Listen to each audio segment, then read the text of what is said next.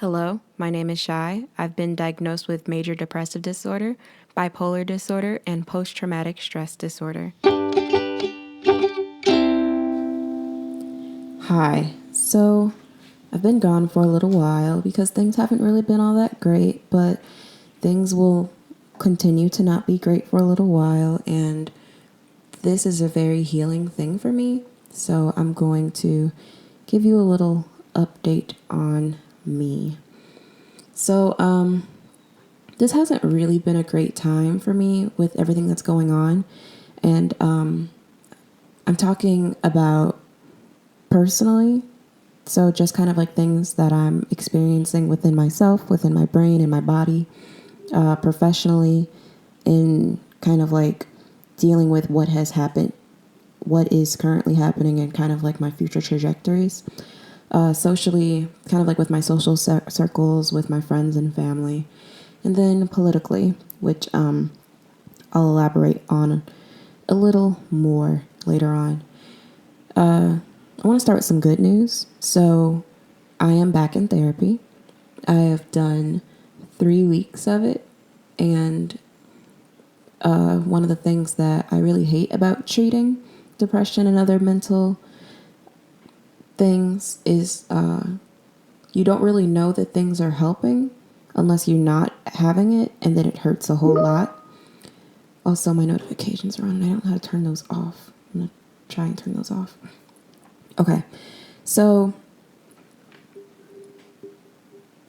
I'm back in therapy. Also, I've joined a young adult ministry group. So I moved a little while ago, and I haven't found a church home that's near my new place, but I have found a group of people who are young and black mostly, and they care about creating holistic experiences as a young person. So that's pretty good.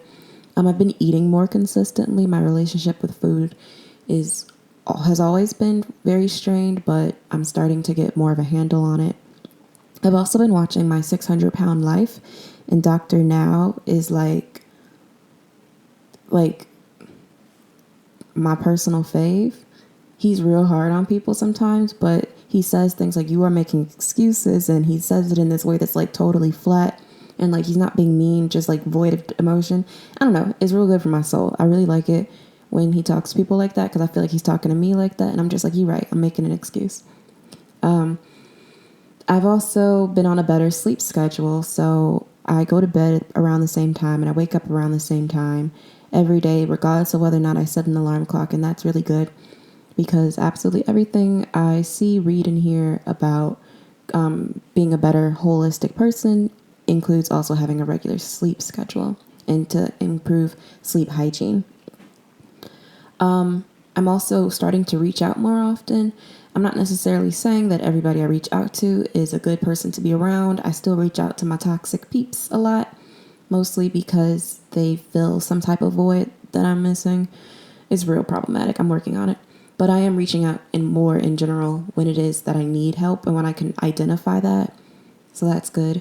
And then I'm also doing more things with my space. So I like to find different, what do they call it? Like found furniture. Like most of the furniture that I have, I did not buy. It's either secondhand or it was thrown out, which is also secondhand. I mean, it was either given to me or I found it, is what I'm saying. I don't buy it.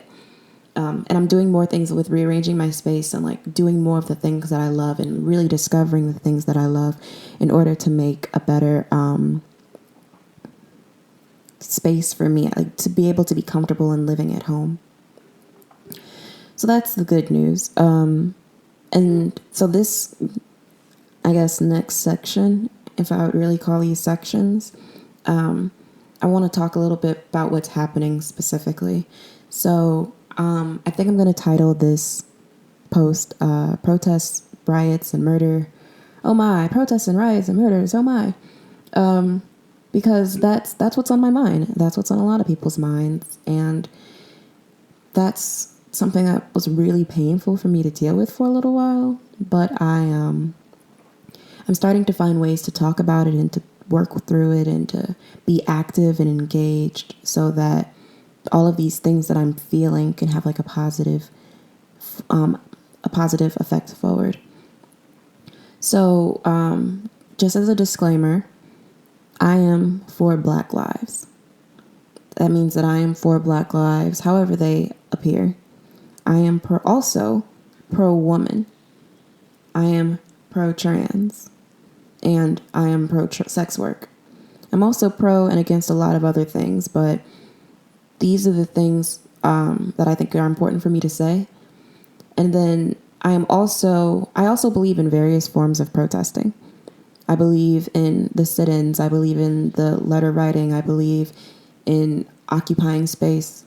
But I also believe in forms like looting and rioting. I believe those are perfectly viable forms of protesting. And I believe that this does not diminish anyone's statement.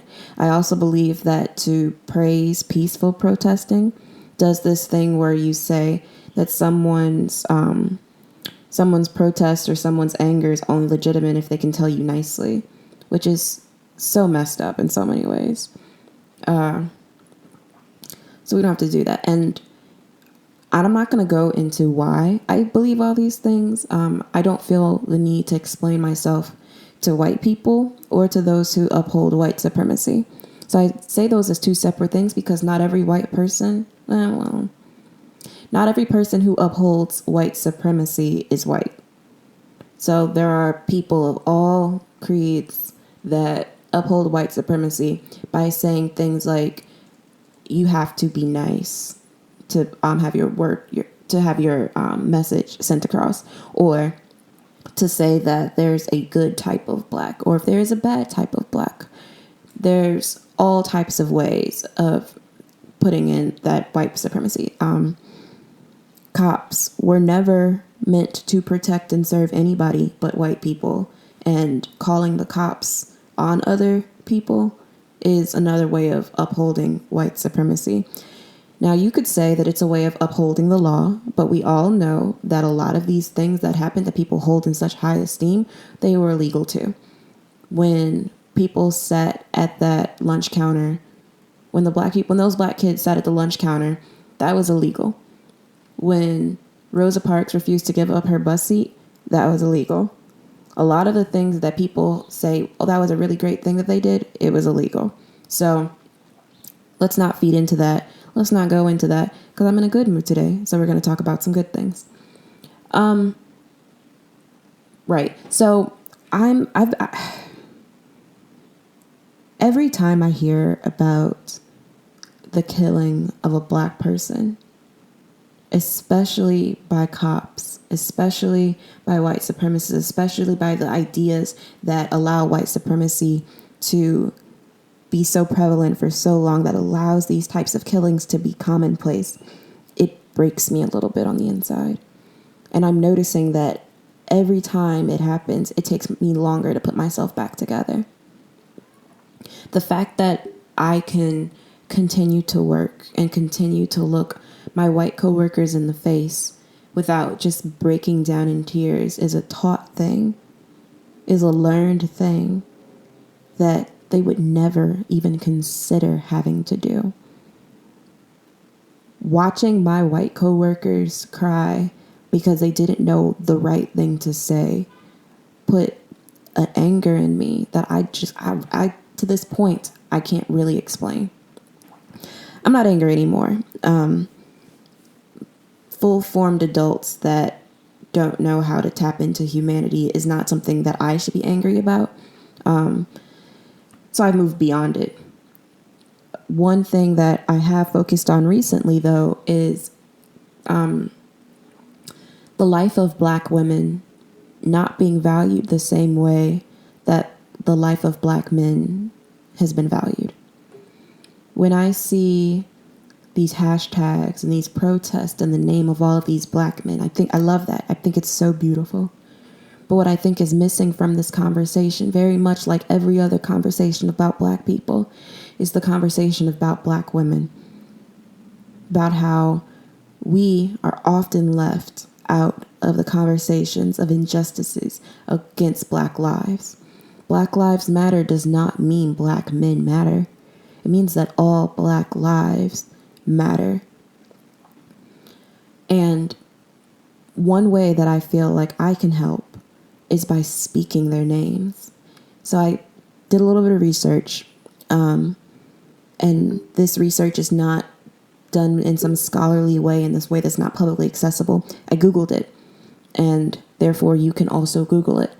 I want to just take some time and say the names of just a few Black women that lost their lives to police. Gabriela Navarez, Kayla Moore, Miriam Carey, Shelley Frey, Michelle Suso, or Cuso, Michelle Cuso, Alberta Spruill, Tanisha Anderson, Breonna Taylor, Corinne Gaines, Maya Hall, Alexia Christian, Megan Hockaday, Aura Rouser, Janisha Fonville, Natasha McKenna, Ayanna Stanley Jones, Rakia Boyd, Eleanor Bumpers, Taisha Miller, Latanya Haggerty, Margaret Laverne Mitchell, Tarika Wilson, Sandra Bland, Chantel Davis, Melissa Williams, Charmel Edwards, Kendra James, Shelley Frey, Catherine Johnston, Danette Daniels, Frankie Ann Perkins. We see you, we honor you, we speak your name. To find ways of supporting your local organizations, really it's just a Google search, but make sure that you are supporting organizations that are centering Black women and trans people in this effort to liberate Black lives. So if you like that, make sure you go ahead and rate me 5 stars. Push that subscribe button if you have not yet. You can find me on Apple Podcasts, Spotify, Google Play, now on YouTube, and anywhere else podcasts are streaming. Thanks so much. Peace out.